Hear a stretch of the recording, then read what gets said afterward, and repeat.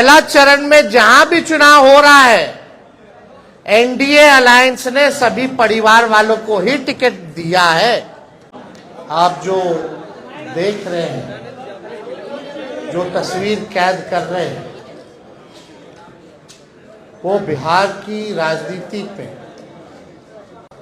एक महत्वपूर्ण चित्र और एक महत्वपूर्ण राजनीतिक तौर पर काफी मजबूत गठबंधन और बिहार की राजनीति के भविष्य को लेकर के आज हम लोगों के बीच मुकेश साहनी जी आए हैं और महागठबंधन में मुकेश साहनी जी का हम स्वागत करते हैं। इन्होंने काफी परिश्रम किया, काफी मेहनत की, अति पिछड़ा समाज को जोड़ने में, उनकी समस्याओं को उठाया, उनके अधिकार के लिए इन्होंने संघर्ष किया और जिस प्रकार से भाजपा के लोगों ने इनके दल को प्रयास करने का, तोड़ने का प्रयास किया, वो हम सब लोगों ने देखा है। तो आज देश में चुनाव हर जगह है, लेकिन हम गारंटी के साथ कह सकते हैं कि जो लोग कल्पना कर रहे हैं और जो लोग नारा लगा रहे हैं 400 पार का, इस बार बिहार की धरती उनको धूल छटाने का काम करेगी। और हमने कई बार कहा है कि बिहार जो है वो चौंकाने वाला रिजल्ट देगा। हम सब लोग नौजवान हैं, बिहार के लिए नया सोचते हैं, प्रोग्रेसिव लोग हैं, पॉजिटिव लोग हैं।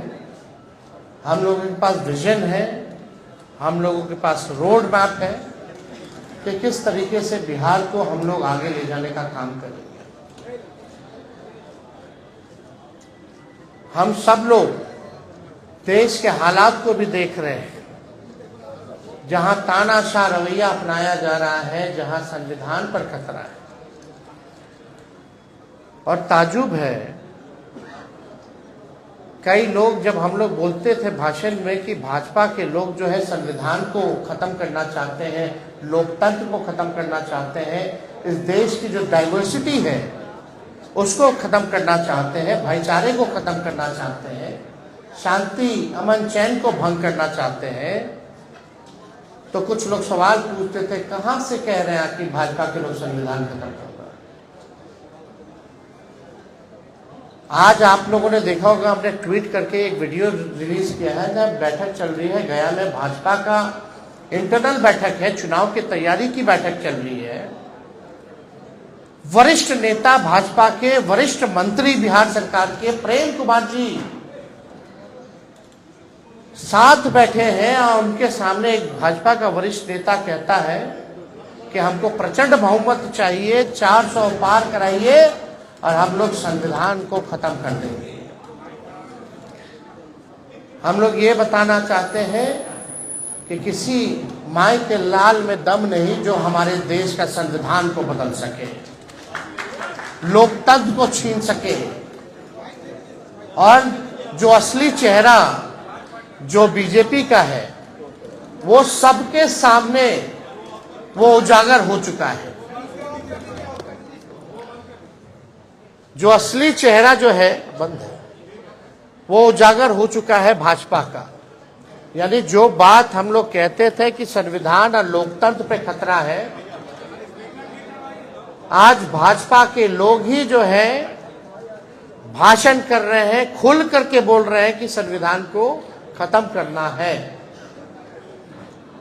ये बाबा साहब अम्बेडकर का लिखा संविधान जो देश को जोड़ने का काम करता है, जहां सामाजिक न्याय के साथ साथ सबका सम्मान है, सबका अधिकार दिया गया है, और जब संविधान खत्म हो जाएगा तो लोकतंत्र खत्म होगा, तो लोकतंत्र खत्म होगा तो वोटिंग खत्म हो जाएगी। जो आप वोट करना चाहते हैं, अब आज चुनते हैं सरकार को, इनका असली एजेंडा है कि उस हिसाब से खत्म हो जाए और एक तानाशाही पूरे देश में जो है वो लागू हो जाए।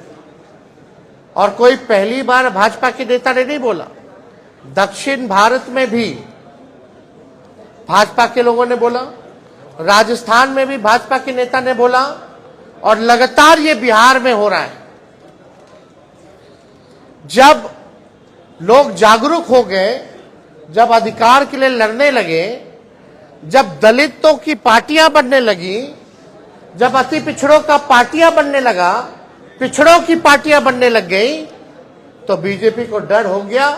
इसलिए चाहते हैं कि संविधान को खत्म कर दिया जाए। तो आज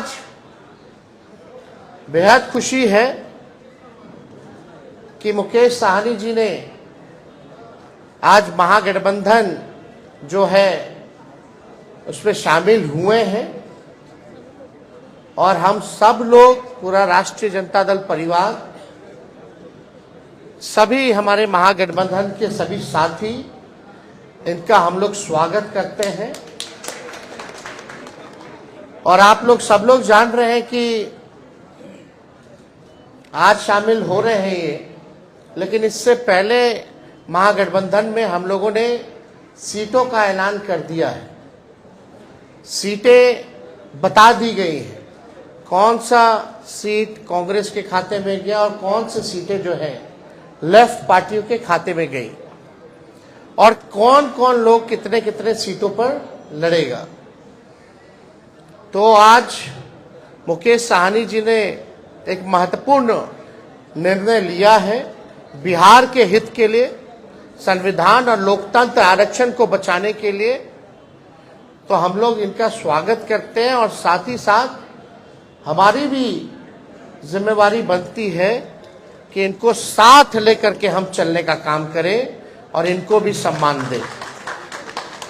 तो उसी तर्ज पर, जैसा आप लोगों के जानकारी में है, जैसा महागठबंधन ने ऐलान किया था इसी जगह पे कि 26 सीटें जो हैं राष्ट्रीय जनता दल चुनाव लड़ेगी।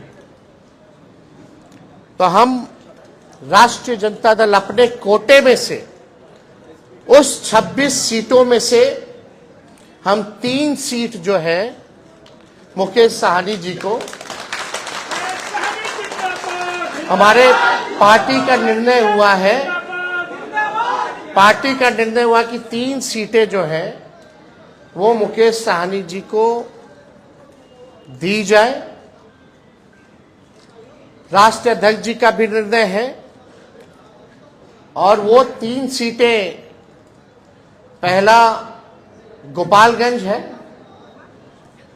दूसरा झंझारपुर है, और तीसरा जो है मोतिहारी सीट जो है। ये फैसला हुआ है कि ये 3 सीटों पर मुकेश साहनी जी की पार्टी चुनाव लड़े। भले ही अलग पार्टी हो, लेकिन हम सब लोग मिलकर के साथ चुनाव लड़ रहे हैं। यानी चाहे इनके सिंबल पे जो कैंडिडेट हो, हमारी वो लड़ाई है, चाहे लालटेन पे कोई लड़ रहा हो, ये इनकी लड़ाई है। और ये एक मजबूत गठबंधन आगे बिहार के भविष्य को देखते हुए केवल लोकसभा ही चुनाव नहीं, बल्कि आने वाला जो विधानसभा चुनाव होगा, क्योंकि समय तो ज्यादा नहीं रह गया है, और आप लोग सब लोग जान रहे हैं कि नीतीश जी का तो जब मन है कभी भी खड़ा ले, कभी भी हो सकता है। तो हमारा जो गठबंधन केवल लोकसभा के साथ साथ हमारा गठबंधन बिहार के विधानसभा के लिए भी है, और हम लोग मजबूती के साथ बिहार विधानसभा का भी चुनाव लड़ेंगे। और समय भी जो सम्मान की बात लगातार मुकेश साहनी जी करते रहे हैं, तो जिस प्रकार से राष्ट्रीय जनता दल ने महागठबंधन ने इनका सम्मान दिया है लोकसभा के चुनाव में, विधानसभा के चुनाव में भी हम लोग इनको सम्मान देने का काम करेंगे। और ज़्यादा कुछ हम नहीं कहेंगे। अब हम चाहेंगे कि मुकेश साहनी जी जो हैं आप लोगों के समक्ष अपनी बातों को रखेंगे, और ये जब बात रख लें तो जो आप लोगों का सवाल होगा शांति पूर्वक आप लोग पूछ सकते हैं। आज हम लोग महागठबंधन, इंडिया गठबंधन के पार्ट हम लोग बने हैं और निर्णय यही है कि आगे लड़ाई लड़ना है। हम लोग हमेशा लालू प्रसाद यादव जी के विचारधारा को मानने वाले लोग हैं। गरीब पिछड़े समाज में जन्म लिए हैं।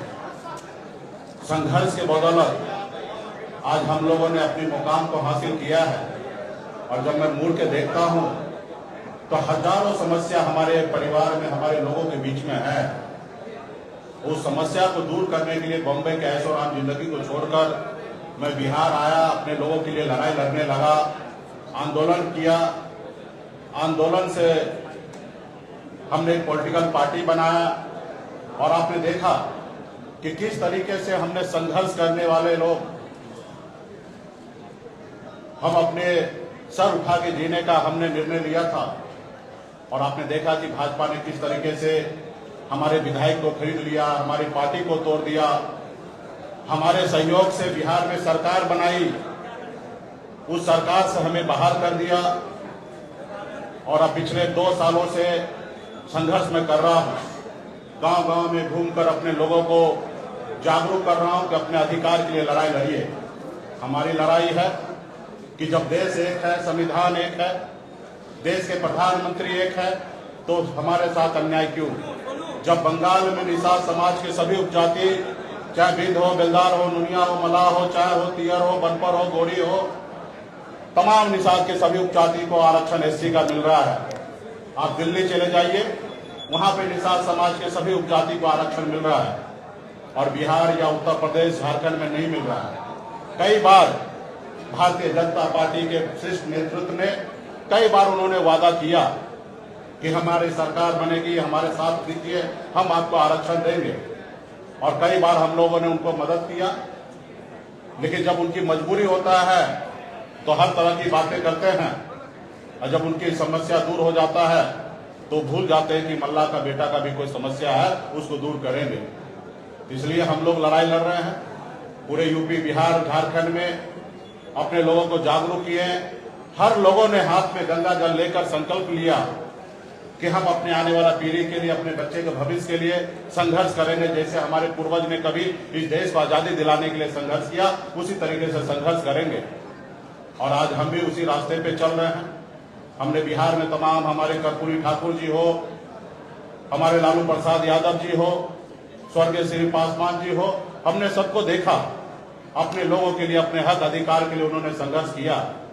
और मैं भी वही रास्ते पे चलने के लिए आज हम इंडिया गठबंधन में आए हैं।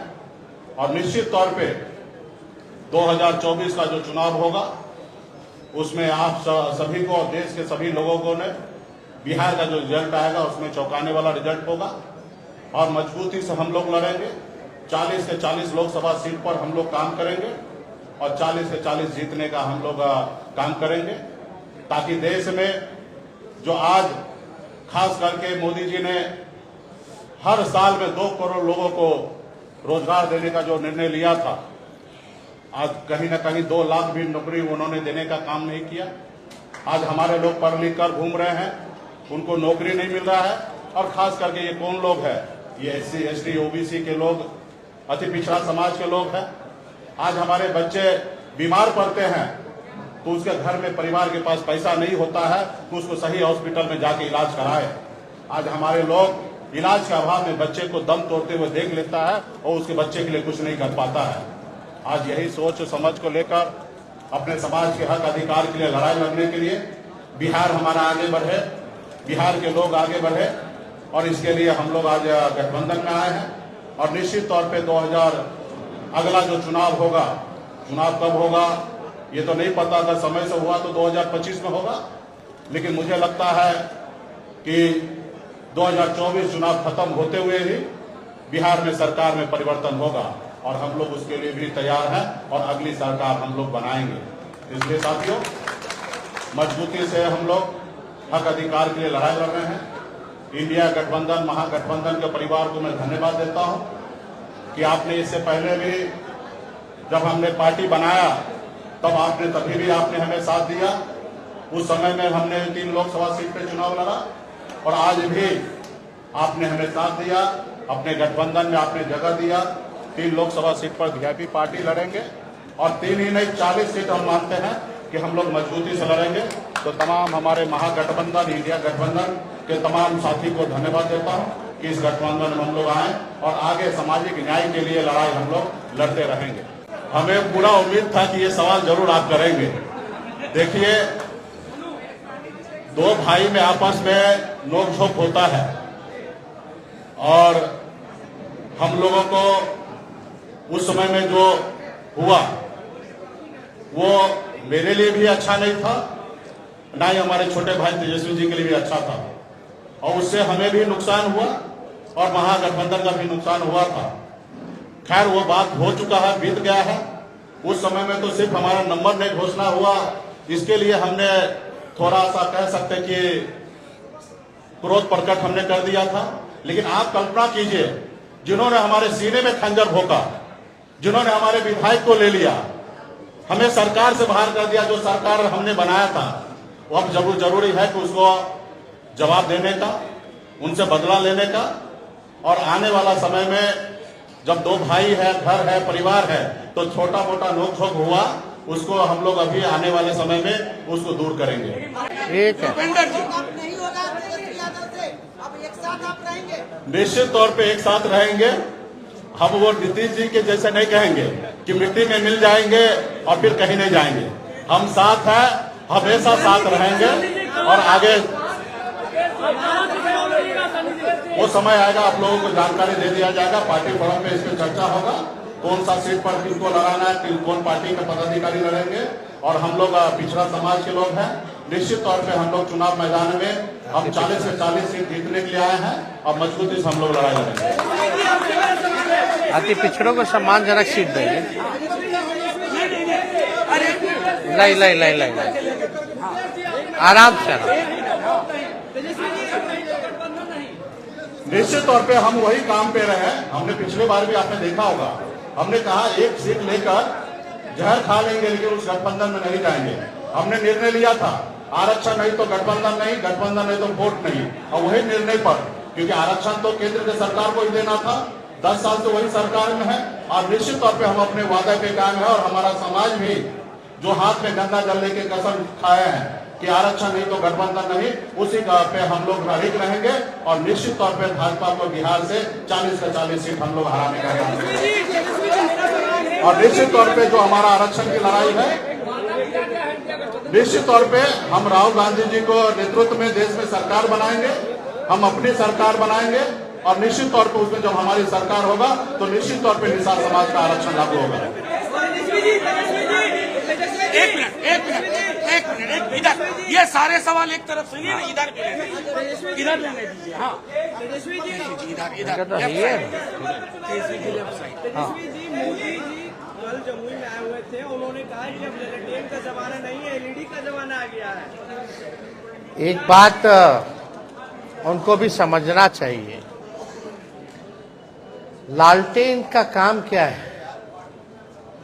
अंधेरे में उजाला करना है ना।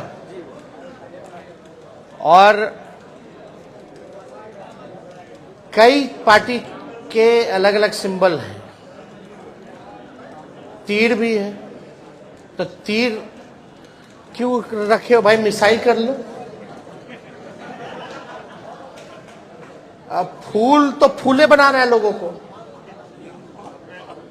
जो फूल है वो तो सबको फूल बना रहा है, देश की जनता को, तो उसका क्या उपयोग है?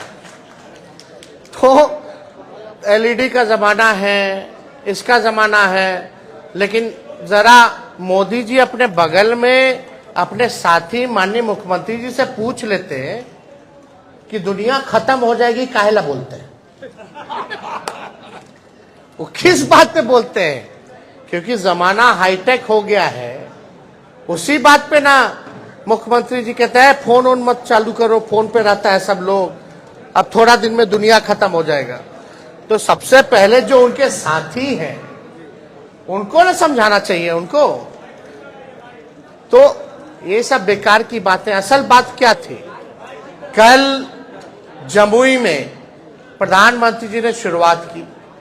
कल हमने ट्वीट किया परिवारवाद को लेकर के, लेकिन कल प्रधानमंत्री जी ने एक शब्द भी परिवारवाद के खिलाफ नहीं बोला।